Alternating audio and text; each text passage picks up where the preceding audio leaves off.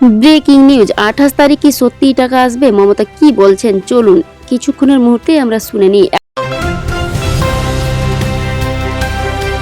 এখন পর্যন্ত সরকারি বা বড় কোনো খবর বা মুখ্যমন্ত্রীর অফিসিয়াল ঘোষণায় এটা বলা হয়নি যে 28 জানুয়ারি ঠিকঠাক টাকা অ্যাকাউন্টে ঢুকবে। অর্থাৎ এখন পর্যন্ত কোনো নিশ্চিত ঘোষণায় বাস্তবে প্রকাশিত কোনো মিডিয়াতে প্রকাশ পায়নি।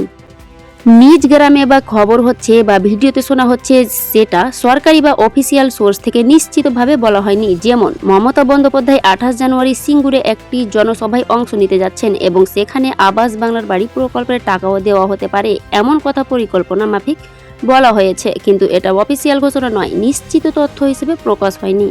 কিছু মিডিয়া রিপোর্টে বলা হয়েছে মমতা বন্দ্যোপাধ্যায় 2026 সালের জানুয়ারির মধ্যে বাংলার বাড়ি প্রকল্পের টাকা দিতে চায় এবং সে উদ্দেশ্যেই তারা কাজ করছে। এর মানে 28 জানুয়ারিতে টাকা আসবে কিনা তা এখনও নিশ্চিতভাবে বলা হয়নি।